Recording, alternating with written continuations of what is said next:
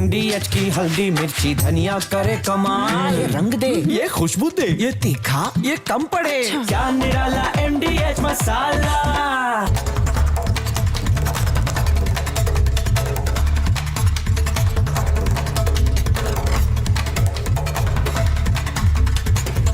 नमस्कार, आपके साथ मैं हूं सुजाता कुकरेती। आप देख रहे हैं अपना फेवरेट शो महाभारत। और महाभारत में आज बात उस द्वंद्व की, उस महाभारत की जो धर्मांतरण को लेकर छिड़ा हुआ है। 5 जुलाई को लखनऊ के एक होटल में ठहरे जलालुद्दीन उर्फ छांगुर को यूपी एटीएस ने धर दबोचा। रिमांड पर लेकर पुलिस ने पूछताछ शुरू की। फिर जो खुलासे हुए उन्हें जानकर हर कोई दंग रह गया। मुख्यमंत्री योगी आदित्यनाथ ने सख्त रुख इख्तियार किया। उन्होंने सीधे शब्दों में कहा कि जलालुद्दीन की गतिविधियां समाज विरोधी ही नहीं बल्कि राष्ट्र विरोधी हैं। लेकिन आज आपको बताने वाली हूं कि ये छांगुर कैसे योगी के ही नाम का इस्तेमाल कर लड़कियों को डरा रहा था। डंके की चोट पर कहता था कि मोदी योगी भी उसके काम को रोक नहीं सकते। जिन लड़कियों का जबरदस्ती धर्म परिवर्तन कराया वो इस बात का खुलासा कर रही हैं कि छांगुर ये दिखाने की कोशिश करता था कि उसे मोदी और योगी का भी डर नहीं है। अब वही योगी छांगुर पर चाबुक चला रहे हैं। छांगुर के करोड़ों के साम्राज्य पर योगी ने बुलडोजर चला दिया है। छांगुर के सहयोगियों की गिरफ्तारियां हो रही हैं और आज सुबह 14 ठिकानों पर ईडी ने छापेमारी की। इनमें पैसे के ट्रायल को लेकर यह छापेमारी की गई थी। आप सोचिए, करोड़ों का धन छांगुर के पास आ रहा था। मोदी योगी के खिलाफ ही मोर्चा खोलने के लिए क्या यह धन यूपी में छांगुर के पास पहुंच रहा था? विपक्ष का कहना है कि सरकार यूपी में सो रही थी। सरकार का कहना है कि जो पिछली सरकारें नहीं कर पाई वो हमने करके दिखाया है। लेकिन छांगुर के छलावे में कौन उसके साथ था? आज महाभारत इसी पर कर रही। क्या उन नामों से पर्दा उठेगा? क्या छांगुर को अब फांसी होनी चाहिए? जो पीड़िता है वो यही मांग कर रही है। आज मेरे साथ छांगुर की सताई हुई पीड़ित महिलाएं भी जुड़ेंगी, जिन्हें मोदी योगी के नाम से डराया गया, जिन्हें शारीरिक और मानसिक प्रताड़ना दी गई, और वो कह रही हैं छांगुर को सिर्फ और सिर्फ फांसी होनी चाहिए। पहले यह रिपोर्ट देखिए, उसके बाद छांगुर की मदद के नेटवर्क का भी खुलासा करेंगे।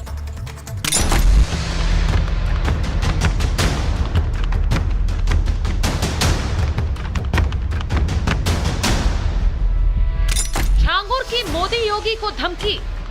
तुझे इस दुनिया से उठा देंगे, देखते हैं तुझे कौन बचाता है, तेरा योगी बचाएगा या मोदी बचाएगा। ईडी की ताबड़तोड़ रेड, छांगुर पर नकेल।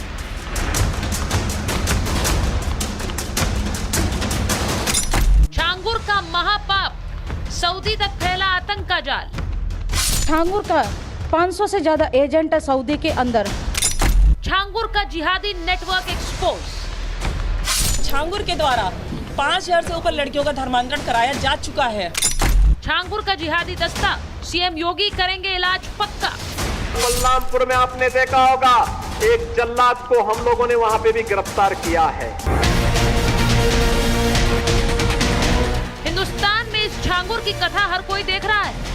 कैसे वो धर्मांतरण का सरगना बन गया। रोज नए खुलासे हो रहे हैं। 8 दिन में 8 खुलासे हुए।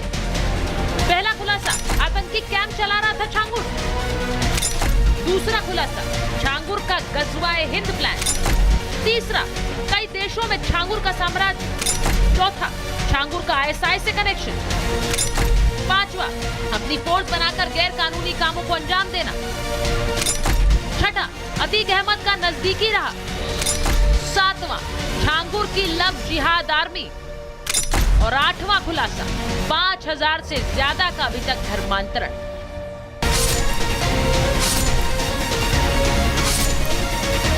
छांगुर की काली करतूतों से जैसे जैसे पर्दा उठ रहा है, सच्चाई सुनने के बाद लोग हैरान हैं। छांगुर की ताकत और गुमान इतना ज्यादा बढ़ गया कि वो सीधे पीएम मोदी और सीएम योगी का नाम लेकर धमकी देने लगा था। लखनऊ के अंदर वहीं थी, गोमती नगर के अंदर, जब धर्म परिवर्तन जो हमने वापस किया घर वापसी, तो 4 जुलाई को मुझे सऊदी से कॉल आता है, व्हाट्सएप कॉल आई और मुझे धमकी दी गई कि जिन तुम लोगों ने 15 लोगों ने घर वापसी की है और जिस गोपाल राय जी ने तुम्हें घर वापसी करवाई है और सबसे पहले तुझे इस दुनिया से उठा देंगे। देखते हैं तुझे कौन बचाता है, तेरा योगी बचाएगा या मोदी बचाएगा। तू बहुत मीडिया तक पहुंच गई है और तू बहुत उड़ने लग गई है, तेरे पर काट दिए जाएंगे। छांगुर के धर्मांतरण गैंग ने कैसे हिंदू लड़कियों को अपने जाल में फंसाया, कैसे उन्हें दरिंदगी का शिकार बनाया, ये भी सुनिए। छांगुर का गुर्गा फरमान है, जो कि वसीम का चाचा है, उसने अपने दोस्तों के साथ मिलके 13 दिसंबर 2024 को मेरा गैंगरेप किया। सिगरेटों से मुझे जलाया गया, बेल्टों से मारा, चाकुओं के से वार किए गए, मुझे ब्लैकमेल किया गया, मेरे साथ मारपीट करते रहे, लगातार अश्लील वीडियो के आधार पर मेरे से पैसे लेते रहे। छांगुर और उसके गैंग पर आरोपों की बौछार हो रही है, लेकिन इसके बावजूद धर्मांतरण का सरगना अपने आप को बेकसूर और निर्दोष बता रहा है। आरोप लगे हुए हैं, हम बेकसूर हैं, हम कुछ नहीं जानते। आरोप लगे हुए हैं, हम बेकसूर हैं, हम कुछ नहीं जानते। छांगुर खुद को बेकसूर बता रहे हैं, तो देश में कुछ मौलाना भी हैं जो छांगुर का पूरा समर्थन कर रहे हैं। ये नौजवान लड़के हैं, लड़कियां, गलतियां हो जाती हैं, बच्चे हैं, नादान हैं, नासमझ हैं, तो इनको मजहब के लेवल से या मजहब के नज़रिए से, धर्मांतरण के और घर वापसी के नज़रिए से नहीं देखा जाना चाहिए। इतनी बड़ी भारत सरकार क्या अंधी थी? ये सब क्या हो रहा था? इतना बड़ा क्या नाम वो भारत सरकार वो लिए बैठी है, तामझाम लिए बैठी है, इतने बड़े बड़े इदारे हैं के पास, उसकी सरपरस्ती में सब कुछ हो जाए, क्या वो अंधी थी सरकार? किसी ने सोचा नहीं होगा बाबा के चोले में छिपा ये ढोंगी छांगुर कितना बड़ा शातिर हो सकता है। यूपी सरकार ढोंगी छांगुर पर कार्रवाई कर रही है, तो इस पर राजनीति भी जमकर हो रही है। छांगुर बाबा बहुत लंबे समय से अवैध रूप से धर्मांतरण करवाने का काम कर रहा था, तब प्रदेश सरकार ने कार्रवाई क्यों नहीं करी? इतने लंबे समय से प्रदेश सरकार के खुफिया विभाग के लोग और सरकार सोती रही। देखिए, सवाल ये खड़ा होता है कि वो यहाँ डेरा बनाया कब, वो यहाँ किसकी सरकार में बसा, कारोबार वो फैलाया किसकी सरकार में। इस सरकार में जब जानकारी हुई कि इस तरह का कृत्य हो रहा है, तो सरकार ने त्वरित कार्रवाई की। जो भी जबरन धर्मांतरण कराएगा उसको जो है उसका अच्छा इलाज सरकार करेगी। छांगुर पर राजनीति के बीच जलालुद्दीन के धर्मांतरण गैंग के खिलाफ एटीएस के बाद अब ईडी ने भी मोर्चा खोल दिया है।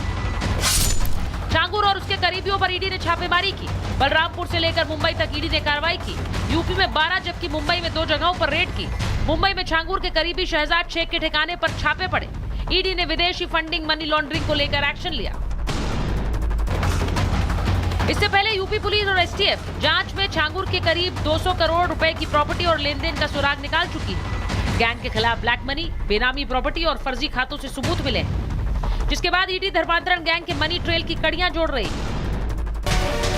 महाभारत में आज सवाल ये कि हजारों लड़कियों का धर्मांतरण करने वाले छांगुर को अब क्या सजा मिलनी चाहिए, और महाभारत में सवाल ये भी कि मोदी योगी को धमकी देने के पीछे सोच क्या है। Bureau report, Republic Bharat.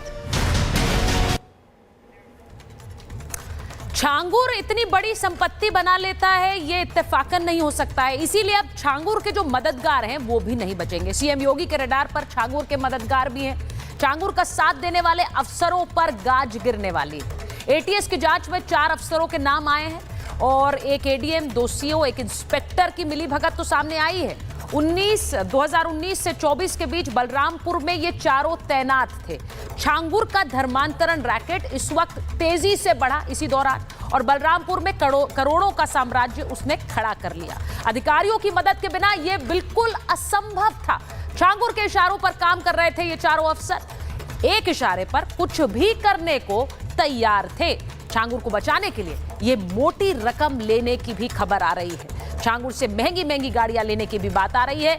अब सबसे बड़ी बात यही और सवाल भी है कि योगी आदित्यनाथ की सरकार क्या इस पूरे नेटवर्क पर क्रैकडाउन कर पाएगी, क्योंकि इसके बिना छांगुर करोड़ों का साम्राज्य खड़ा कर ले ये मुमकिन नहीं था। मेरे साथ जो मेहमान जुड़ रहे हैं मैं उनका परिचय कराऊंगी आपसे।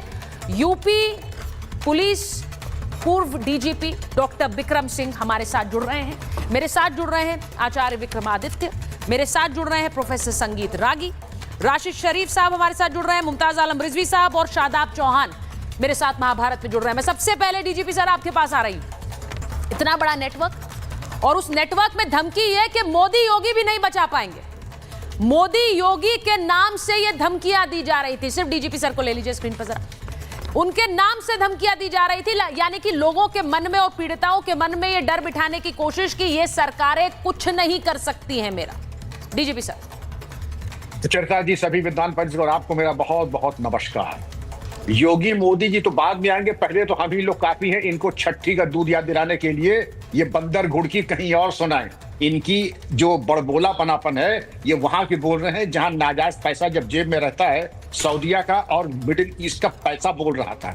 जैसे जैसे ये पैसा जाएगा, अभी तो कह रहे हैं मुंह में दांत नहीं पेट में आंत नहीं तुम्हारे, मैं बेगुनाह हूं, मैं बेगुनाह हूं। अभी परसों ये आएगा रोता हुआ, इसके आंख से बाईं आंख से आंसू निकलेगा, दाहिनी आंख से एक तौलिया लगा करके ये मिलेगा। मैं अभी से भविष्यवाणी कर रहा हूं।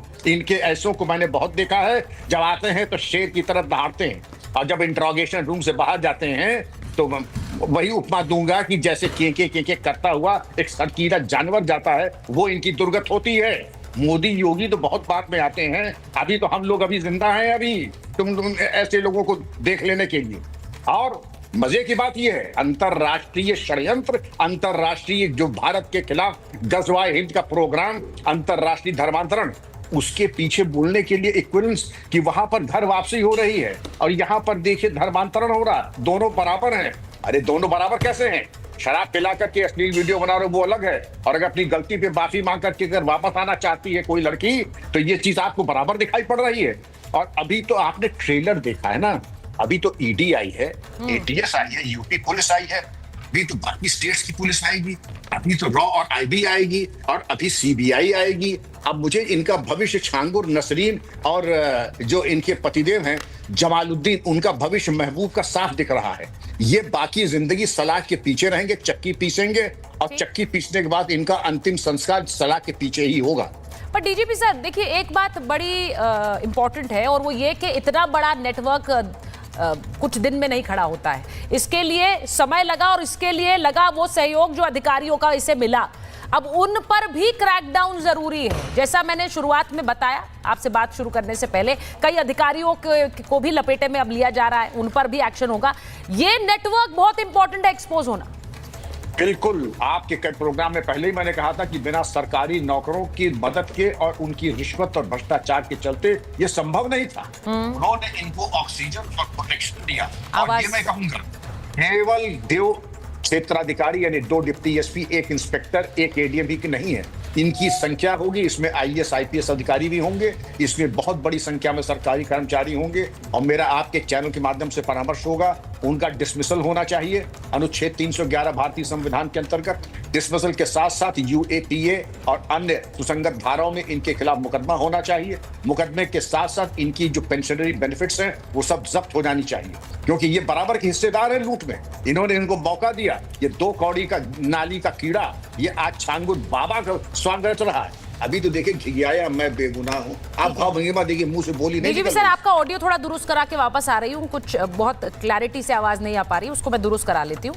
लेकिन सवाल जो है वो छांगुर की उन धमकियों को लेकर भी है और इतना बड़ा नेटवर्क कैसे बन गया उसको लेकर भी है।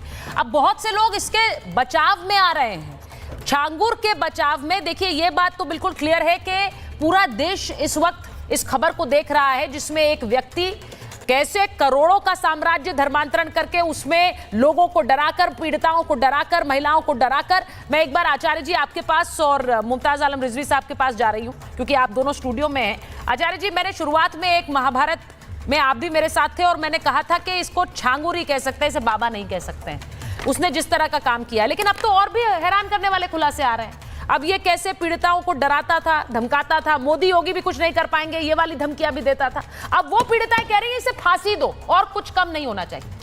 आप सहमत हैं? मैं कह रहा हूँ फांसी होनी चाहिए, फांसी से ज्यादा होनी चाहिए, कम से कम 10 बार फांसी पे लटकाना चाहिए इस प्रकार के जघन्य पाप करने वाले को। आप सोचें, जिनका धर्म परिवर्तन कराया जाता है उनकी जिंदगी बर्बाद कर दी जाती है। और तो और अभी मुझे एक मौलाना साहब भी बता रहे थे कि ये खेल कुछ और बड़ा है जिसके अंदर लड़कियां बाहर भेजी जाती होंगी। पक्का ये फंडिंग वहां से जो आ रही है। जो मेरे साथ एक पीड़िता जुड़ने वाली है, मैं ये भी बता दूं। तो ये बस सोचे वो ऐसे नरभक्षी हैं, सोचे उन घर वालों को क्या हाल होता होगा। और तो और टेरर फंडिंग, मतलब जिस प्रकार से डराया धमकाया जा रहा है इस देश को, अभी तो एक और तथ्य सामने आया कुछ दिन पहले कि इनकी टेरर फंडिंग, जिसका इस देश के अंदर जिस पर एक भयावह वातावरण बनाने के लिए और तो और आतंकवादी संगठनों के साथ मिलकर कार्य करने के जिस प्रकार के आ रहे हैं, बहुत सारे आतंकवादियों के साथ, बहुत सारे क्षेत्र के गुंडों के साथ इनके संबंध रहे ही हैं। तो ऐसे व्यक्तियों को मैं कह रहा हूं, एक नहीं, इनके साथ सरगना। और सबसे बड़ी दिक्कत, एक और आधा सेकंड और दीजिएगा सुचारिता जी, कि एक मौलाना साहब थे, उन्होंने कहा कि मौलाना है, ऐसी छोटी छोटी गलती हो जाती है। सोचे ऐसे मौलाना, मैं कहूँ ऐसे व्यक्तियों को कहना मौलाना कहना चाहिए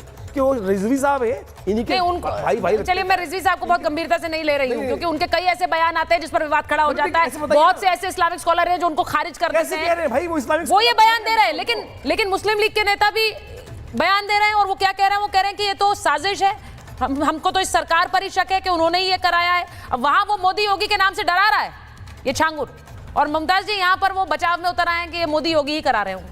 ये इतना बड़ा छलावा, ये छल्लो। मुझे तो हैरत है, जैसे बरेलवी साहब देखो, आप बाबा न, एक मिनट रुकिए, जैसे बरेलवी साहब हुए नहीं हुए खड़े, आप कह रहे हैं कौन आया, नाम बता रहे हैं बरेलवी साहब, आप बोलो उनको बाहर निकालो धर्म से। बोलने दीजिए, हाँ बोलिए मुमताज जी। देखिए, सबसे पहले ये, जैसे हम सब कह रहे हैं कि उसको बाबा ना कहा जाए, हाँ, इसी तरीके से इसको धर्मांतरण न कहा जाए। क्यों ना कहा जाए? बिल्कुल धर्मांतरण क्यों ना कहा जाए? बिल्कुल, ये धर्मांतरण ऐसे नहीं होता है। क्या करा रहा था? ये गैर क्या करा रहा था? गैर कानूनी है। क्या करा रहा था? धर्मांतरण जो है, सुचारिता जी सुन लीजिए, धर्मांतरण कोई किडनी प्लांट नहीं है, कोई जो है वो लीवर क्या करा रहा था फिर? बेहोश करके, अब ये बताइए, शराब पिला करके, क्या करा रहा था फिर? करा करके आप धर्मांतरण हो सकता है क्या? कौन सी कानून, कौन सा इस्लाम है ये? कौन सा इस्लाम है? नहीं तो आप इसे खारिज करिए इस्लाम के नाम पर। खारिज कर, आप इसे इस्लाम के नाम पर खारिज करिए, पर ये मत कहिए कि धर्मांतरण नहीं करा रहा है। ये मत कहिए कि वो गैर इस्लामी आदमी है। और इसमें साजिश में मैं बता रहा हूं आपको, अभी चंद अफसरान उसमें इन्वॉल्व बताए जा रहे हैं ना, इसमें आप सेंटर लेवल के, क्योंकि अगर 500 करोड़ आया उन पर क्रैकडाउन जरूरी है। बिल्कुल, शुरुआत में वही कह रहा हूं, खेल बहुत बड़ा है, बिना अफसरों की मदद के नहीं हो सकता। बहुत बड़ा है और इसको एक्सपोज किया जाना चाहिए। पर आप इसे इस्लाम मत से भी कहिए, जोड़िए। मुमताज, देखिए, जब आप इसको धर्मांतरण बात करते हैं, तब मुझे लगता है पोलराइजेशन की सियासत शुरू हो गई। अरे भाई, इसमें पोलराइजेशन क्या है? गलत को गलत नहीं कहेंगे तो क्या कहेंगे मुमताज? भाई तो धर्मांतरण गलत को गलत नहीं कहेंगे तो क्या कहेंगे? सुचारिता जी नहीं होता है, मैं बता रहा हूं। नहीं, सुनिए, ये गैर कानूनी धर्मांतरण है। एक धर्मांतरण है मेरी मर्जी से मैंने अपना धर्म बदला, ये जबरन धर्मांतरण है, ये गुनाह है, अपराध है, और इसको गलत कहना पड़ेगा आपको। लड़कियों का इस्तेमाल या जिस तरीके से पैसा कमाने के लिए ये तमाम किया गया, वो कहिए आप। धर्मांतरण बिल्कुल नहीं है। मैं आपसे पैदा हो गई, कितना मुझे लगता है अगर हमारे साथ पीड़ित महिला है, जरा उन्हें स्क्रीन पर लाइए। आपने कहा कहाँ है वो? नहीं, मैं उन्हीं से पूछूंगी। आप जो ये बड़ी-बड़ी दलीलें दे रहे हैं मुमताज जी, आप शायद बात सही कहना चाह रहे हैं, लेकिन आपका तरीका गलत है। आप इस धर्मांतरण को धर्मांतरण कहिए, और ये कहिए जबरन धर्मांतरण। आप इसे ये भी कहिए, क्योंकि सुनिए, आप उसे गलत बता रहे हैं पूरी तरह से। सरकार ना, अभी हमारे डीजीपी मुमताज जी मेरी बात सुनिए, आप उसे गलत बता रहे हैं, लेकिन सीधे तौर पर नहीं बता रहे हैं। आप जो कान को सीधे न पकड़ के ऐसे हाथ घुमाकर पकड़ रहे हैं, ये मत करिए, ये मत पकड़िए, ये मत करिए। अभी हम लोग जिंदा हैं, तो डीजीपी से मैं हाथ जोड़ के कह रहा हूं कि आप जिंदा हैं, तो अभी तक कहां थे? शादाब जी को कैसे 5000 का ये सब हो गया? कहां थी आपकी सोच? मैं जरा एक बार बता दूं कि मेरे साथ वो पीड़ित महिला भी जुड़ने वाली है। नहीं मुमताज जी, एक मिनट होल्ड। जब मैं बाकी मेहमानों पर जाऊं, थोड़ा विराम आपको लगाना पड़ेगा, क्योंकि बाकी भी बोलेंगे। मैं बता रही हूं अपने दर्शकों को कि पीड़ित महिला हमारे साथ जुड़ने वाली। डीजीपी सर कुछ कह रहे हैं? केवल एक बात, उन्होंने कहा अब तक आप कहां थे? मैं यहीं पर था और यहीं रहूंगा आखिरी सांस तक। जो भारत मां की तरफ देखेगा, आखिरी सांस तक उसको मिट्टी में मिलाने का पूरा प्रयास करूंगा। बात अगर बुरी लग रही है तो ये आपकी मजबूरी है, आपकी मजबूरी है। अगर आपको बुरा लगा, अगर आपको मिर्ची लगी तो नहीं, हमें मिर्ची क्यों लगी है? क्यों लगी? जो आप जिम्मेदार, आप कह रहे मैं हूं जिंदा, तो क्या कर रहे थे आप? नहीं, क्या कर रहे थे? क्यों इतना बड़ा? ये कोई एक दिन का तो काम है नहीं। आप भी कह रहे हो अरे खुल तो गया, सही बात है, बुरा लग रहा है। क्यों आपसे इत्तेफाक ये सरकार की नाकामी नहीं? आप क्यों एक बार ये बात नहीं कहते? कहते योगी मोदी तो दूर की बात है। क्यों दूर की बात है? अरे 11 साल हो गए केंद्र में सरकार के, 500 एक करके बात करिए। मुमताज जी किसी ने पेड़ लगाया, मैं शादाब जी के पास, अब बुरा लग रहा है लोगों को। हमें बिल्कुल बुरा नहीं। अच्छा ठीक है मुमताज जी, होल्ड इट। शादाब जी को लीजिए स्क्रीन पे, प्रोफेसर आगी को स्क्रीन पर लीजिए। मैं एक चीज शादाब साहब आपसे पूछ रही हूं, आपको लग रहा है ये धर्मांतरण नहीं है? आपको लग रहा है कि इसमें किसी तरह की साजिश है, इस छांगुर को फंसाया जा रहा है? आज सुबह तड़के छापे पड़े हैं 14 लोकेशंस पर। ईडी ने छापे मारे इसीलिए क्योंकि एक पूरा ट्रेल है। जी तो चारिता जी, ये बेहद संवेदनशील मुद्दा है कि उत्तर प्रदेश के अंदर विदेशों से पैसा आ रहा था, नेपाल से फंडिंग हो रही थी। 5000 बेटियों का जो बताया गया, जो जानकारी सोशल मीडिया के जरिए प्राप्त हुई है कि शोषण किया गया, उनकी अश्लील वीडियो बनाई गई, इस तरह की जो जानकारी प्राप्त हुई है, ये प्रतीत होता है कि कौन कौन लोग थे। आज अभी 2 सीओ, 1 इंस्पेक्टर और 2 एडीएम का नाम आया है, तो अभी कितने कहां तक चेन जाएगी, कौन से लोग जुड़े हुए हैं। बात यहाँ धर्म की नहीं है। हाँ, धर्म के नाम पर जो लोग ये हरकत करते हैं बेहुदा, वो तो अपने आप को बेगुनाह ही बताते हैं। कभी राम रहीम हो, आसाराम हो, ये छांगुर हो, कोई भी व्यक्ति जो अधर्मी होता है, धर्म की आड़ में बेटियों के साथ बलात्कार करने वाले हों, उनकी इज्जत लूटने वाले हों, ये हमेशा अपने आप को बेगुनाह साबित करने की बात करते रहते हैं। लेकिन फिर इनको पैरोल मिलती है, कभी बेल मिलती है। ये सब होता रहा है क्योंकि राम रहीम और आसाराम को क्या हुआ, जब जब चुनाव आता है वो पैरोल पे बाहर आ जाते हैं। ये फास्ट ट्रैक कोर्ट में जांच होनी चाहिए। फास्ट ट्रैक कोर्ट के जरिए बेटियों को भी न्याय मिले, हर व्यक्ति को न्याय मिले, हमारा ये मानना है। ये लॉ एंड ऑर्डर का फेल्योर है, इंटेलिजेंस फेल्योर है। और आखिरी चीज मेरा ये है कि अगर कोई धर्म अपनी मर्जी से चुनता है तो ये तो उसका अधिकार है, ये अपनी मर्जी से चुन रहे थे। अगर कोई मजबूर करता है, अगर कोई धर्म को बदलने पर मजबूर करता है तो वो कानूनन अपराध है, कानून अपना कार्य करेगा। और किसी भी मौलाना ने, किसी भी हमारे आलिम ने उनका समर्थन नहीं किया है, किसी पॉलिटिकल लीडर ने नहीं किया है। ये अफवाह फैलाना कि लोग समर्थन में आ गए। एक बात बताइए मुझे, ये मुस्लिम लीग के नेता जो हैं, मुस्लिम लीग के नेता जो समर्थन में उतरते हैं और जो कहते हैं कि ये तो सब मोदी योगी करा रहे हैं, आप उससे सहमत हैं या उसकी निंदा करते हैं? देखिए, कोई भी व्यक्ति किसी बलात्कारी का, चाहे वो राम रहीम का समर्थन करे या छांगुर सर, डायरेक्ट सवाल था, डायरेक्ट जवाब आप दे सकते हैं। अभी आपने इतना बड़ी बड़ी बातें कही, आप डायरेक्ट जवाब नहीं दे पा रहे हैं शादाब साहब। उन्होंने कहा ये सब गलत है, मोदी योगी ये षड्यंत्र करा रहे हैं। मैंने आपसे पूछा ये सही है या आप इसकी निंदा करते हैं? सुचारिता जी, अगर आपके अनुसार जवाब देना तो आप मुझे टेक्स्ट कर दीजिए। सर, मैं बस इतना चाहती हूँ आप डायरेक्ट जवाब दे दें, मेरे अनुसार मत दें। मैं कोई उम्मीद में नहीं बैठी हूँ कि आप ये जवाब देंगे, मैं बस उम्मीद कर रही हूँ कि आप डायरेक्ट जवाब देंगे। मुझे नहीं, ये विलन बनाने वाला फॉर्मूला नहीं, मुझे जवाब। नहीं सर, हम किसी को विलन बनाने के लिए आमंत्रित नहीं करते हैं। आप मेरे मेहमान हैं, आप अपना पक्ष रखिए। विलन और हीरो मैं नहीं बनाती हूँ यहाँ, सुचारिता जी, वो जनता बनाएगी आपका बयान सुन के। प्रेम से, मैं तो बड़े प्रेम से बोल रहा हूँ आपसे, मैं कोई नफरत में नहीं। मैं कह रहा हूँ मेरी बात करने का तरीका अलग है, मेरा भिन्न तरीका है, मुझे अपनी बात कह लेने दीजिए। आप काउंटर सवाल करिए, अगर 2 दिन आप कंटिन्यू डिबेट करेंगे, I am ready for that. मैं ये बोल रहा हूँ कि तब पहुंचूंगी जब आप मेन सवाल का जवाब देंगे शादाब जी। मैंने सिर्फ ये पूछा, मोदी योगी करा रहे हैं, वो कह रहे हैं, आप इसके समर्थन में हैं या इसकी निंदा करते हैं? तीसरी बार मैं पूछ रही हूँ। अब अगर आप जवाब नहीं देंगे तो मैं मानूंगी डक कर रहे हैं। 40 सेकंड दीजिए मुझे, 40 सेकंड इंटरप्ट लीजिए। देखिए, नरेंद्र मोदी जी या योगी आदित्यनाथ जी, कोई भी, हम उनके वैचारिक उनसे मतभेद हो सकते हैं, लेकिन वो आगे के किसी व्यक्ति को यही मिला था उनको करने के लिए, यही छांगुर मिला था उनको टारगेट करना होता तो बहुत लोग थे। ये सब बेहुदा बातें हैं। ठीक है, मैं इसी की उम्मीद कर रही थी आपसे, मैं यही उम्मीद कर रही थी आपसे शादाब साहब। अब मैं आपसे, मैंने शुरुआत में कहा हीरो विलेन जनता बनाती है आपके बयान सुनकर। यहाँ मैं हीरो विलेन की तमगा नहीं देती हूँ। आपको जो अपना बयान और मत रखना है वो रखिए, जनता तय करेगी आप कैसा बोल रहे हैं। मैं संगीत रागी जी के पास जा रही हूँ। प्रोफेसर रागी, ये जो सुबह सुबह आज ईडी के छापे पड़े हैं, उसके बाद भी इस छांगुर के बचाव में जो आवाजें आती हैं उनको सुनकर बड़ी हैरानी होती है, क्योंकि ये खुद कैमरे के सामने कह रहा है मैं बेकसूर हूं, लेकिन जो पीड़िताएं कह रही हैं वो हैरान करने वाली हैं। जिन पीड़िता से मैंने बात की है, खुद बात की है, वो कह रही है मुझे धमकियां मिल रही हैं, भद्दी भद्दी गालियां फोन पर भेजी जा रही हैं, तुम्हारा क्या हाल करेंगे नहीं पता है। उन्होंने पुलिस कंप्लेन भी की है।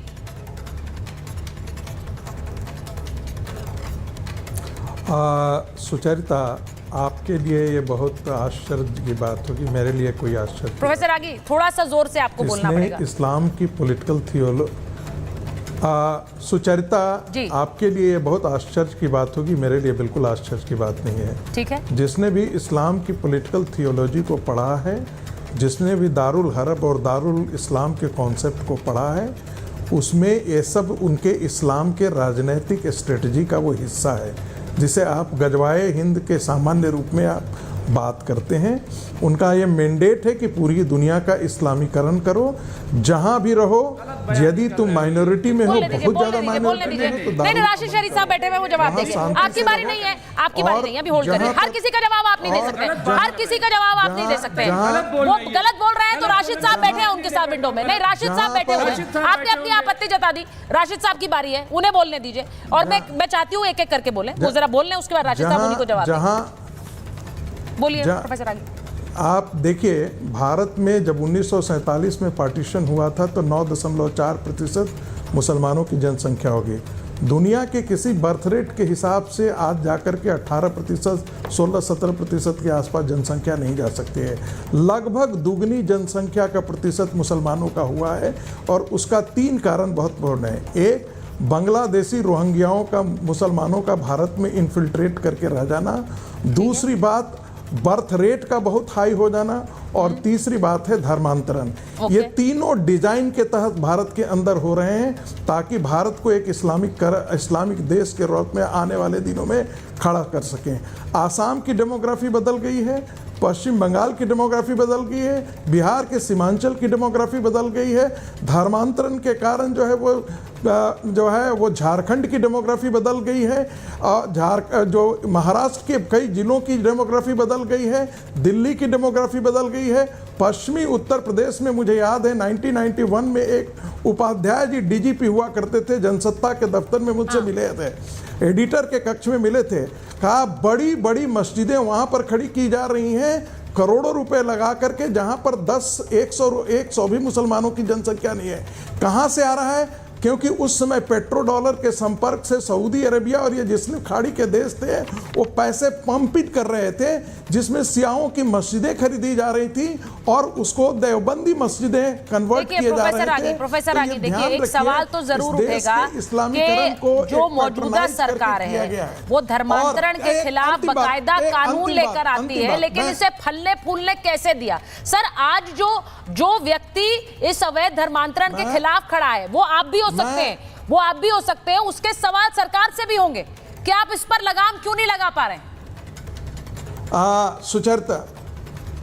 सुचरता जी, इस देश में गाय को बांग्लादेश तक एक्सपोर्ट किया जाता है। आप ध्यान देंगे, अमृतसर से लेकर के, पंजाब से लेकर के पूरा का पूरा बंगाल तक रैकेट, पूरा एक एजेंसी काम कर रही है। दुर्भाग्य कि कांग्रेसी संस्थाओं ने इसको एक पैट्रोनेज देकर उस सिस्टम को काम किया है और जितनी इनकी दांतें तोड़ी जानी चाहिए थी, जिनके इनके कमर तोड़े जाने चाहिए थी, पूरा करप्ट एक सिस्टम काम कर रहा है इसमें। अब मैं उस जितनी कमर तोड़ी जानी चाहिए थी वो नहीं हो पाई है, तो इसके लिए भी जिम्मेदार कौन है प्रोफेसर आगी? और उत्तर प्रदेश का प्रशासन भी इसमें, जंगूर में यदि उत्तर प्रदेश का प्रशासन लिप्त नहीं होता तो ये स्थिति नहीं होती है, बिल्कुल नहीं होती। उत्तर प्रदेश के प्रशासन को इसके लिए जिम्मेदार ठहराया जाना चाहिए। 10 साल के अंदर जो वहां का एसपी था, डीएसपी था, एएसपी था, दरोगा थे, ये इन सारे लोगों को जिम्मेदार ठहराना आपका सवाल, आपने जो बातें कही, मैं एक बार राशिद शरीफ साहब के पास जा रही हूँ। राशिद शरीफ साहब जो पीड़िता हैं वो बता रही हैं कि कैसे कैसी धमकियां दी गई। तेरे मोदी योगी भी नहीं बचा पाएंगे तुझे, पैर काट देंगे, देखते हैं योगी बचाता है या मोदी। सनातन धर्म में वापसी के बाद उसे उन पीड़िता को, उनका कहना है बकौल पीड़िता कि उनको सऊदी अरब से धमकियां मिल रही थी और ये भी कि उन्हें बुरी तरह से प्रताड़ित किया गया, सिगरेट से जलाया गया, उन्हें पीटा गया, गैंगरेप की बात है। बहुत दुखद है अगर आप इसे सुनेंगे, लेकिन मुझे हैरानी है कि इतनी सब व्यथा सुनने के बाद भी बहुत से लोग इसे अभी भी पॉलिटिसाइज करना चाहते हैं, ये बताकर कि ये तो खड़ा किया जा रहा है मुसलमानों को बदनाम करने के। राशिद साहब। नहीं, मैडम मैं बिल्कुल आपकी बात सुन रहा हूँ और बड़े दुख की बात है। ये किस्सा पाकिस्तान का है क्या मैडम? ये यूपी का है? राशिद साहब की आवाज जरा बढ़ाइए। आप पूछ रहे हैं ये किस्सा यूपी का या पाकिस्तान का है? ये पाकिस्तान का या बांग्लादेश का है? अच्छा। या अपने यूपी का है, हमारे भारत का है ये किस्सा? अच्छा। योगी जी है वहाँ पे बैठे हुए, अगर योगी जी बैठे हुए हैं और मोदी जी हमारे प्राइम मिनिस्टर है और ये जलाल बाबा अगर है सो इस तरीके की अगर हरकत करते हैं, अगर आपका धर्म परिवर्तन अगर ज़बरदस्ती होता है, अगर है सो जबरन होता है, तो आप उनको बिल्कुल फांसी लगाओ। बिल्कुल फांसी लगाओ। अगर कोई भी, क्योंकि मैडम अगर कोई धर्म परिवर्तन किसी का होता है तो उनको पूछा जाता है क्या भाई आपको ये जबरन कर रहे हैं या कोई जबरदस्ती है या कोई आप लालच में आगे कर रहे हैं। एक केस, 2 केस, 3 केस, 5000 केस, पूरा सिस्टम कहाँ है? कहाँ है यूपी का पूरा सिस्टम? कहाँ है पुलिस? मानोगे क्या छोटे-छोटे मासूम आचार्य जी, मेरा अनुरोध है जरा एक साल के बच्चे, मैं चाहती हूँ कि अगर ऐसी सोच है तो वो एक्सपोज हो। एक मिनट, मैं चाह रही हूँ ये सोच एक्सपोज हो। मैं चाह रही हूँ आप बोले कि ये सोच एक्सपोज हो। या 2 साल का बच्चा है या 3 साल का बच्चा है, ये क्या तमाशा है? यानी आपका मतलब ये है कि धर्मांतरण से 2-3 साल के बच्चों को कराया जा सकता है बहला फुसलाकर, ये लॉजिक दे रहे हैं राशिद शरीफ साहब। 2-3 साल के बच्चों को बहला फुसलाया जा सकता है। अरे सर, आप बड़े हैं, 18, 20, 25 साल की महिलाओं को नहीं। आपको मालूम है कौन सी दुनिया में रहते हैं आप? बांग्लादेश में, पाकिस्तान में? यही सवाल पूछ रहे थे ना आप पूछ रहे थे कि मामला कहाँ का है। आप कहाँ रहते हैं? आप कहाँ रहते हैं? आपको ये लगता है कि सिर्फ 2-3 साल के बच्चों का ही धर्म परिवर्तन किया जा सकता है? क्या कर रहे? सर, ये जो सोच है ना, यही छांगुर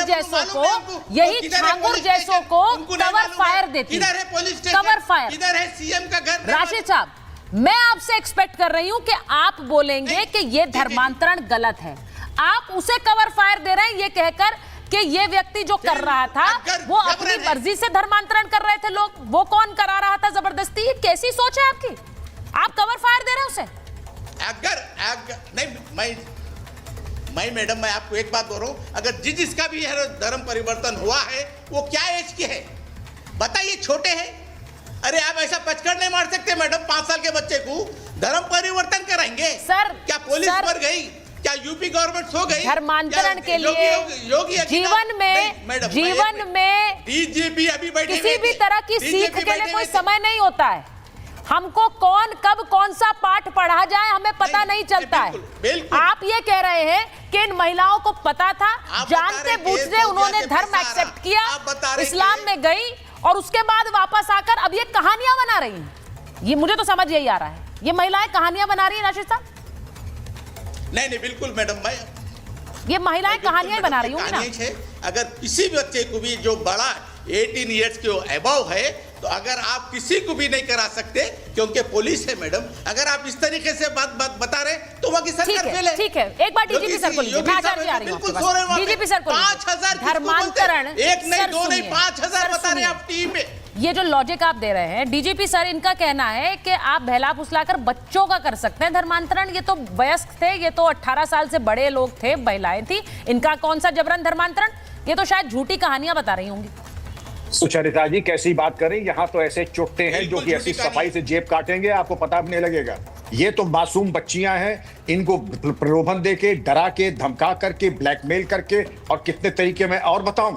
शातिर दिमाग के लोग जिस तरीके से लोगों का, आप क्या समझते हैं तो कानून बदल दें कि 18 साल के ऊपर वर्ग लाया नहीं जा सकता है? धोखा नहीं, कानून में तो ऐसा कोई प्रोविजन है नहीं। कानून में तो मेरी उम्र के हो, आपकी उम्र के हो तो बिल्कुल हो सकता है, वो भी धोखा खा सकता है। आपके हिसाब से तो, आपके हिसाब से अगर चले तो कानून को बदल देना होगा कि 18 साल से ऊपर तो धोखा हो ही नहीं सकता। कानून में ऐसा कोई प्रोविजन नहीं है। 90 साल का हो तो भी धोखा खा सकता है, कोई भी धोखा खा सकता है। तो असलियत को समझें। अगर एक ही बिरादरी का लड़का है और एक ही बिरादरी की लड़कियां हैं, एक ही बिरादरी के धोखे के आरोप हैं और दर्जनों नहीं हजारों की तादाद में अगर हो रहे हैं तो सच्चाई सामने है। 500 करोड़ अगर मिडिल ईस्ट से आया है वो खैरात में नहीं आया है, जिस लिए आया है उसके पीछे आज ISI और ISIS का नाम, PFI का नाम आ रहा है। आगे आगे देखिए किसका नाम आता है। सरकार को दोष न दे, सरकार की तो ये खूबी ATS की, उन्होंने सफल अनावरण कर दिया और इसलिए उनको बधाई देनी चाहिए। अब आप चाहते सरकार ने बहुत बड़ी गलती कर दी, सरकार को दरअसल इसका अनावरण नहीं करना चाहिए था। छांगुर को और 6 अड्डे मिलने चाहिए थे और बच्चियों का, तब लोगों की कलेजे में ठंडक पहुंचती। ये होने वाला नहीं है और आपको ये जरूर होगा। योगी मोदी, मैं फिर कह रहा हूं, बहुत बाद में आते, हिंदुस्तान का एक एक आदमी योगी मोदी है। जब आन बान शान पे बन आती है तो हिंदुस्तान का एक एक आदमी योगी मोदी हो जाता है। किसी गलत फहमी को न पालिएगा। ठीक है, शादाब जी बोलना चाह रहे हैं। आचार्य जी और शादाब जी को स्क्रीन पर लीजिए जरा। शादाब जी, जो उन्होंने बात कही कि हर एक व्यक्ति अपनी सुरक्षा की जिम्मेदारी खुद लेगा, क्योंकि इस तरह का एक्सपोजे, इस तरह की जो खबर है ये सामने आना बहुत जरूरी था। लोग इस बात को ध्यान में रखें कि कैसे ये नेटवर्क फैले हुए हैं। मैं आपकी बात से सहमत हूं कि सवाल सरकार से जरूर बनेगा, लेकिन ये भी कि ये जो महिलाएं हैं ये कोई झूठी कहानियां नहीं बता रही। देखिए, पहले तो मैं उन पीड़िताओं के प्रति अपनी संवेदना प्रकट करता हूं और हम सरकार से मांग करते हैं कि अगर कोई विदेश से हमारी बेटियों को धमकी दे रहा है और इस तरह की बात हो रही है, उन पर तत्काल उन नंबरों को ट्रेस किया जाए और उनकी FIR दर्ज की जाए। 5,000 के अलग अलग मुकदमे दर्ज कराए जाएं सेपरेट तरीके से, और इस जो भी कराने वाला इस तरह की हरकत, उसको पूरे देश में ये संदेश जाए कि जो ये कृत्य करेगा, जो धर्म के नाम पर पाखंड करेगा, जो धर्म को बदनाम करने का षड्यंत्र करेगा, किसी महिला का शोषण करेगा, उसका अंजाम ऐसा होना चाहिए। लेकिन ये सरकार का सिस्टमेटिक फेल्योर भी है, इंटेलिजेंस फेल्योर भी है, और इसमें प्रशासनिक अधिकारी शामिल हैं, ये भी बात प्रमाणित होती है। मैं DGP साहब से एक चीज पूछ रहा हूं। राशिद शरीद साहब यहाँ पर बैठकर कह रहे हैं कि कोई भी जबरन धर्मांतरण एक उम्र के बाद नहीं हो सकता है। नहीं, देखिए, वो जो बैठे हैं वो क्या नहीं मालूम वो कौन है, लेकिन मैं जो हूं, मैं MIM का प्रवक्ता हूं और हम पार्टी का लीडर हूं। मेरी जिम्मेदारी है कि हमें भारत के हितों को सर्वोपरि रखकर बात करना है। हम वो बात करेंगे जो तथ्य पे आधारित है। इसीलिए हमने कहा कि शोषण का समर्पण नहीं। देखिए, चाहे वो एक कौन है, उसने कहा था 40 लाख मुस्लिम लड़कियों को हिंदू बनाएंगे, हमने उसने बकवास की थी, सुरेश चौहान के ने उसका भी कंडम किया था और आज भी इसका कंडम कर रहे हैं। दोनों तरफ से कोई भी हरकत करेगा, जबरदस्ती धर्मांतरण हुए हैं, 5 लाख की बात कही गई थी कि आपको हिंदू बनिए, घर वापसी करिए, आपको 5 लाख रुपए मिलेगा, ये बातें हुई हैं। और अगर छांगुर ने कुछ किया है, इसको भी सजा मिलनी चाहिए, कोई भी नहीं बचना चाहिए। और ये बात में कोई शक नहीं है कि पहला हिंदू धर्म में वापसी आने के लिए पैसे दिए जा रहे हैं। वो ये कह रहे हैं कि आप हिंदू धर्म में वापसी के लिए पैसे देते हैं, आप हिंदू धर्म में वापसी के लिए पैसे दे रहे हैं, तो इनको कैसे जिम्मेदार ठहराया जाए? आप सामने देखिए कितने लोग बैठे हैं, 3 लोग सामने मौलाना के रूप में बैठे हैं और उस एक पंथ को सपोर्ट करने के लिए बैठे हैं और कह रहे हैं सबने अगर शब्द। इनको पता होना चाहिए, फैक्ट्स पे बात चलती है, बिना फैक्ट के बात नहीं चलती। यूपी के अंदर 2017 से लेकर 2024 के बीच में करीब 1750 केसेस धर्मांतरण के, लव जिहाद के केस पकड़े गए हैं, जिन पे केस रजिस्टर्ड हुए। यहाँ पे मौलाना साहब को पता होना चाहिए, 1700 केस रजिस्टर हुए हैं, और उनपे काम चल रहा है। सजा होती है भाई, सजा हो सकता है। अरे सजा भी बता देंगे, चिंता मत करो। ये तो केस रजिस्टर हो रहे हैं, केस रजिस्टर लगातार हो रहे हैं और करीब इस देश के अंदर 20,000 से ऊपर लगातार हर साल छुपे छुपे धर्म परिवर्तन करने की। कारण क्या है इसके पीछे? इसके पीछे जो कारण है, जो ब्रेन वॉश किया जाता है, जन्नत की हूरें, जन्नत प्राप्त करने के लिए, यानी धर्म का बेसिक कॉन्सेप्ट जो है कि यहाँ पर एक ही भाव रखा जाता है, जिस प्रकार से ब्रेन वॉश किया होगा कि तुमको जन्नत नसीब होगी, जन्नत जाएगा। जन्नत के चक्कर में ही लोग छोटे छोटे से लड़के से बड़े बड़े व्यक्ति अपने आप पे बम बांध कर चल जाते हैं। मैं सत्य बोल रहा हूं, इसमें कोई कहानी नहीं सुना रहा हूं। अगर आपको नहीं घटना है तो पूरे विश्व के अंदर जो घटनाएं घट रही हैं वो सामने है आपके जनाब। क्या हिंदुस्तान, क्या अमेरिका, क्या पाकिस्तान के अंदर तक जाकर जन्नत के चक्कर में इस प्रकार के लोग अपने आप को फोड़ लेते हैं। भाई ये सत्य है, बदलना पड़ेगा, समझना पड़ेगा, क्योंकि यहां पर बैठे हुए अभी मौलाना साहब ने बोल दिया धर्म परिवर्तन ऐसे नहीं होता। अरे क्या जरूरत क्या है भाई, आदमी बनो ना।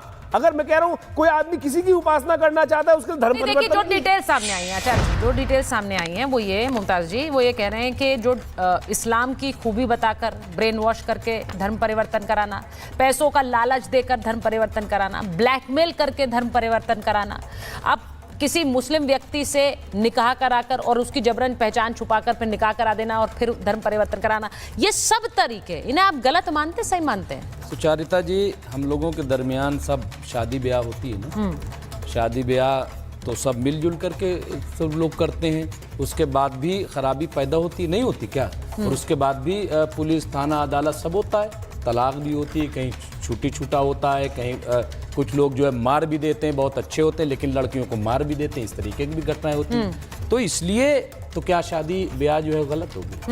कहां से कहां ले जाए? एक मिनट, ये क्या तुलना है? मैं एक मिनट, मैं कह रहा हूं, मैं क्या कह रहा हूं, धर्मांतरण गलत नहीं है, जबरन धर्मांतरण गलत है। तो धर्म परिवर्तन करा, और जो लोग गए हैं वो जो जो यहाँ हो रहा था वो क्या था? ये जो यहाँ हो रहा है छांगुर वाले मामले में, ये जबरन है या धर्मांतरण? नहीं ये तो जांच है, अभी जांच में सारा निकलेगा। मतलब अभी आप बंद कर दो जांच, बंद कर दो, फिर फाइनल दे दो। तो अभी मैं कह रहा हूं जांच हो रही है ना, क्या आप जांच पे यकीन नहीं? आपको पता है? नहीं जांच पे यकीन आपको पता होगा ना, आपको अपनी एजेंसी पे, हमारे एजेंसी पे कह रहे हैं, आप विश्वास हमारी एजेंसी पे। एक सेकंड आप ये कह रहे हैं जांच हो रही है, अभी पता नहीं है, यानी आप ये कह रहे हैं कि ये एक तरीके, नहीं सुनिए मेरी बात, सुनिए मेरी बात। अच्छा ठीक है, ये बात कहना, मैं ये नहीं कह रही हूँ, मैं ये कह रही हूँ कि आप इतना जोर देकर ये कह रहे हैं कि अभी जांच होने दीजिए, फिर पता चलेगा कि वो धर्मांतरण करा रहा था या ये जबरन धर्मांतरण था या धर्मांतरण था। हाँ बिल्कुल, तो इसका मतलब ये है आप एक रास्ता उसे सेफ लॉबी, सेफ पैसेज आप उसे दे रहे हैं। देखिए बहुत अच्छी डिबेट आप करा रहे हैं, सेफ पैसेज सुन लीजिए। मैं 30 सेकंड सिर्फ, देखिए ऐसा है, छांगुर को फंसाएगा कौन सर? 30 साल कौन फंसाएगा छांगुर को? एक मिनट, 30-40 साल हो गए। अगर 30-40 साल पहले किसी प्रोफेसर आगे को किया होगा मुस्लिम, तो आज उसकी एज क्या हो गई होगी? क्या हो गई होगी?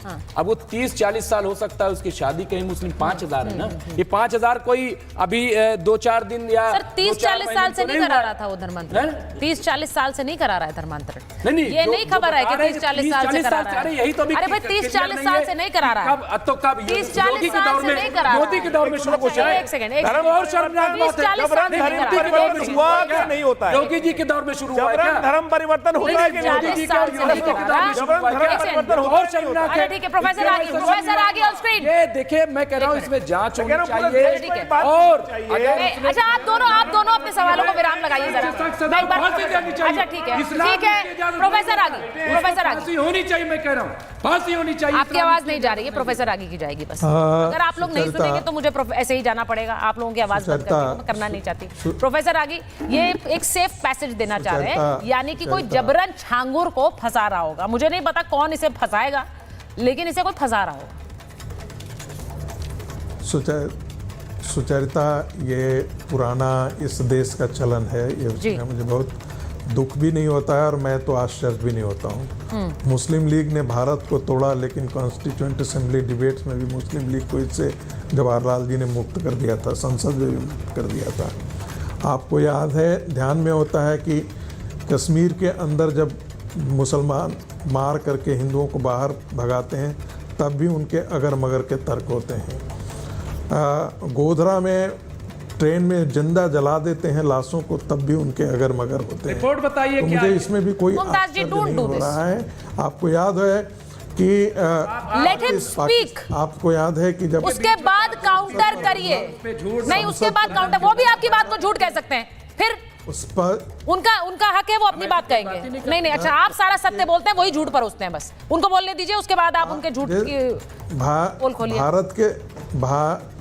भारत की संसद पर हमला करने वाले और सुप्रीम कोर्ट के आधार पर फांसी देने के निर्णय को भी उन्हें बचाने के लिए लोग साथ गए थे, ये हमें नहीं भूलना चाहिए। और कौन गया था? AIM गई थी, AIM पार्टी गई थी। आतंकवादियों के समर्थन में पैसा देने और उसका कोर्ट में केस लड़ने के लिए मुझे तो आश्चर्य नहीं होगा कि कल जाकर के अभिषेक मनु सिंघवी और कपिल सिब्बल जो है वो सुप्रीम कोर्ट में खड़े हों इनके साथ जो है, तो मुझे कोई भी आश्चर्य नहीं होगा। और जो कांग्रेस का इकोसिस्टम है उसमें फेवर में के तौर पे काम करें। आखिर अंसारी को पंजाब के अंदर पंजाब सरकार ने एक दामाद की तरह, मेहमान की तरह कांग्रेस पार्टी ने रखा था ना। अतीक अहमद जैसे आतंकवादी खूंखार अपराधी को समाजवादी पार्टी और BSP ने संरक्षण दे रखा था ना। तो आने वाले दिनों में आप जैसे मुसलमानों की जनसंख्या इस देश में बढ़ेगी, इस प्रकार की घटनाएं और बढ़ेंगी और वो उसी आक्रामकता के साथ ऐसे। प्रोफेसर आगे आप ये कह रहे हैं कि इसका सीधा असर राजनीतिक बढ़ेगी, तो आप ये कह रहे हैं कि मुसलमानों की संख्या बढ़ेगी तो इस तरह की घटनाएं बढ़ेंगी। ठीक है, अब आपको इन्विटेशन भी नहीं चाहिए ना, मैं बोलूं भी ना कि आपको बोलना है, आप बस बोलना शुरू कर देंगे। इसलिए कह रहा हूँ, बाकी लोग जो बैठे हैं अपनी इंतजार की बारी कर रहे हैं, वो तो ऐसे ही आए हैं प्रोग्राम में। 1954 में मैं ऐसा इसलिए कह रहा हूँ सुचरिता कि मुस्लिम आबादी बढ़ने के साथ मुसलमानों की राजनीतिक आक्रामकता और सांस्कृतिक आक्रमण सर देखिए, इसमें और मैं बढ़ेंगे। प्रोफेसर आगी I want to be very clear. आप अगर ऐसा कहेंगे तो इसको एक धर्म विशेष के खिलाफ हमला माना जाएगा। आप जिस तरह से बात रख रहे हैं, मैं इसको इस तरह से देखती हूँ कि उसी धर्म से आवाज उठनी चाहिए कि गलत है, उसी धर्म से आवाज उठनी चाहिए, उसी धर्म से। अगर एक बाबा गलत करता है तो बहुत जरूरी है कि हिंदू समुदाय से उस बाबा के खिलाफ आवाज उठे। उसी तरह से ये छांगुर अगर गलत कर रहा है तो मुसलमान समुदाय से आवाज उठे, ये जरूरी है। राशिद साहब, आप सहमत हैं इससे? राशिद साहब आ रही आवाज? राशिद साहब सुचरिता बनती है, ये बेकार की बातें हैं ये। कभी गोधरा चले जाते हैं, ये कभी कश्मीर चले। एक मिनट सर, कभी गोधरा चले जाते, कभी कश्मीर चले जाते। अगर मैं रागी साहब से इतनी मोहब्बत है आपको, वहां से तो पंडितों को क्यों नहीं लाए भाई कश्मीर को? पंडितों को लेके आना था ना। आपकी हुकूमत है ना मैडम, एक मिनट, आपकी हुकूमत है, डबल इंजन की हुकूमत है, क्या कर रहे हैं तुम? पंडितों को क्यों नहीं लेके आए? जम्मू से क्यों कश्मीर तक नहीं पहुंचा सके?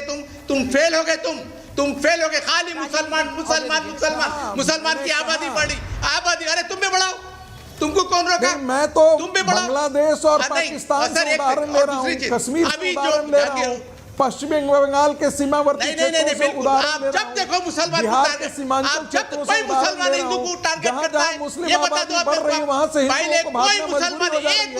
ये तो सामान्य नियम दिख रहा है। ये एक पैटर्न है, ये एक पैटर्न है। जो वाकया है जिसके ऊपर डिबेट चल रहा है, हाई कोर्ट के जज को इंक्वायरी लगाओ, पूरा विश्लेषण के आधार पर मानसिकता को समझना आसान हो जाता है। एक बार डीजीपी सर के पास जा रहे हैं। रागी जी एक मिनट, आप हिंद को चले जाते हैं, आपको बात हो रही डिबेट पे, आपको बात हो रही धर्म परिवर्तन पे, आप कश्मीर चले जाते हैं, आप गोधरा गुजरात चले जाते हैं। आप एक मिनट, अगर ये वाकई ये मसला अगर सामने आना है, बहुत सी घटनाओं से जोड़कर देख रहे हैं, हाई कोर्ट के जज रिटायर, आप उन्हें गलत साबित करिए भाई। डिबेट में तो हाईकोर्ट की डिबेट में यही होता है, आप उन्हें गलत साबित करिए, वो आपको गलत साबित करें, पूरा मालूम हो जाएंगे। और ये मालूम हो जाएगा कि इसमें योगी भी इन्वॉल्व है, इसमें योगी भी इन्वॉल्व है, पुलिस इन्वॉल्व है, सब इन्वॉल्व है। एक सेकंड, आप कह रहे हैं पुलिस भी इन्वॉल्व है, योगी भी इन्वॉल्व है, क्योंकि जो भी यूपी में जो भी हाँ जो भी स्टेट में डीजीपी सर ये तो खुलकर मुख्यमंत्री पर सवाल उठा रहे हैं। नहीं, ये बहुत बड़ा बयान है भाई, ये बहुत बड़ा बयान है राशिद साहब। आप ऐसे बोलकर थोड़ी निकल जाएंगे, आप ऐसे बोलकर थोड़ी निकल जाएंगे कि योगी भी इन्वॉल्व है। एक minute, DGP sir on screen. Sucharita ji, इसको कहते हैं वाइल्ड एलिगेशन। इसमें कोई सारहीन बातें हैं, और जब हमारे पास तथ्य नहीं होता तो हम दो काम करते हैं, अपनी आवाज ऊंची कर देते हैं और इतने ज्यादा हम आरोप लगाने लगते हैं कि अगला इसी में किंग कर्तव्य विमूढ़ हो जाए। लेकिन आप इतनी परिपक्व हैं, ना आप किंग कर्तव्य विमूढ़ होंगे, ना और कोई पैनलिस्ट किंग कर्तव्य होगा। आपके एक एक सवाल का जवाब यह है कि जो भी आपने अनर्गल आरोप लगाए हैं, आवावेश में आकर के सारे आरोप आपके अनर्गल। मुद्दे की बात यह है कि आपके अंदर नैतिक साहस नहीं, कहते छांगुर ऐसे दो कौड़ी के आदमी को फांसी पे चढ़ा दें। एक ने कहा शादाब साहब ने, उनको साधुवाद और उनको आभार, क्योंकि उन्होंने देश प्रेम का पूरा सबूत पेश किया। और बाकी जो कहने कि नहीं हमें इंतजार करना चाहिए, तो होता है कि चोर के भागने के रास्ते जितने चौड़े कर दें तो उसमें हमारा फायदा है, क्योंकि हम चोर को भागने का रास्ता दे रहे हैं, उसके दरवाजे और बड़े कर रहे हैं। आईएएस आईपीएस को ये सुख नहीं है कि अगर 24 घंटे हवालात में रह ले उसकी नौकरी जाएगी, इज्जत जाएगी, जेल जाएगा। लेकिन छांगुर के लिए कानून अलग है। वो तो जब तक न्यायालय से आखिरी सजा सुप्रीम कोर्ट तक न जाए और राष्ट्रपति के यहाँ से माफी नामे तक का न कर ले, यानी 15 वर्षीय प्रोग्राम न बना ले, तब तक हम नहीं मानेंगे कि छांगुर दोषी है। हकीकत ये होनी चाहिए, घर में औलाद है, जिस दिन शराब पी के आए तो असली माँ बाप है, कहते घर मत लौट के आना, तुम्हारी ऐसी औलाद से ना होना अच्छा है। और दूसरा, नहीं बेटा अगर तुम्हें और कोई शराब चाहिए हम घर में रखवा देंगे, बार बनवा देंगे तुम्हारे लिए। तो ये सोच लीजिए आप किस तरह के माँ बाप हैं कि बाप बेटे को शराब से नहलाने का इंतजाम कर रहे हैं अपने। ये नहीं करे तुम घर से निकल जाओ, घर से निकलने का नैतिक साहस आपके अंदर नहीं है, आप और अपने घर में शराब लगवा दीजिए अपने औलाद के। ये जो उदाहरण आपने दिया है ना डीजीपी सर, इसे सुनकर मैं एक पल को मुस्कुरा भी दी, लेकिन उदाहरण बिल्कुल सटीक है। जैसा आपने जैसा कहा, अगर राह दिखानी है तो घर के लोग ही दिखाएंगे। अब वो घर के लोग मेरे हिसाब से तो हर हिंदुस्तानी है, लेकिन यहाँ पर जब डिबेट में जिस तरह की बातें हो जाती हैं, इसीलिए समुदाय की बात करनी पड़ती है मुझे। बाबाओं के खिलाफ अगर गलत बात है तो बाबा ही आवाज उठाएं, हिंदू समुदाय आवाज उठाए, और अगर ऐसे छांगुर धर्मांतरण कर रहे हैं तो मुसलमान समुदाय से आवाज उठे। ये बहुत जरूरी है। अगर हम ये नहीं समझ रहे हैं तो ये हमारी गलती है, इसके खिलाफ बोलना बहुत जरूरी है। मैं प्रोफेसर रागी जो दिख रहे हैं, एक बार लास्ट वर्ड मैं आपसे बोलूंगी, आचार्य विक्रमादित्य आपसे और मुमताज जी 10 सेकंड्स। आपके सामने एक के बाद एक घटनाएं आ रही हैं, सत्य स्वीकार करना चाहिए, और जो अपराध कर रहा है वो पापी है, दुराचारी है, वो किसी धर्म विशेष से संबंध, हम कह रहे हैं नहीं करता ना, तो निकाल के बाहर करो, जात से बाहर निकालो, निकाल दीजिए बाहर, मुमताज जी 10 सेकंड निकालिए बाहर। बिल्कुल, मैं कह रहा हूं कि ऐसे लोग खुद ब खुद इस्लाम से खारिज हो जाते हैं। इस्लाम में ऐसे लोगों को कोई जगह नहीं है, लेकिन ये धर्म परिवर्तन नहीं है। मैं बिल्कुल कह रहा हूं ये धर्म मैं खारिज करता हूं, हालांकि मेरे खारिज करने से कहो, लेकिन मैं खारिज करता हूं। इनका कोई इस्लाम से लेना देना नहीं है और ना ये धर्म है। ठीक है, मुझे सिर्फ रैकेट है। मैंने अभी कहा ये मुमताज जी सुन लीजिए, अब बस हो गया। मैंने अभी ये कहा कि हर भारतीय को आवाज उठानी है, फिर उसमें मैं हिंदू मुसलमान करके नहीं देखना चाहती हूँ। हर भारतीय आवाज उठाए, तभी बात बनेगी। ठीक है, तभी बात बनेगी, तभी ठीक है, हो गया, तभी ये बात बनेगी कि हर कोई ये आवाज उठाए। फिर वो राशिद शरीफ हो, मुमताज जी हूँ, आचार्य जी हूँ, या फिर डीजीपी सर हूँ। बहुत बहुत धन्यवाद आप सबका महाभारत में जुड़ना। अब आया असली स्वाद। अब आया स्वाद। जब स्वाद के पड़े हो लाले तो MDH का चंकी चाट मसाला डालें। MDH का चंकी चाट मसाला। MDH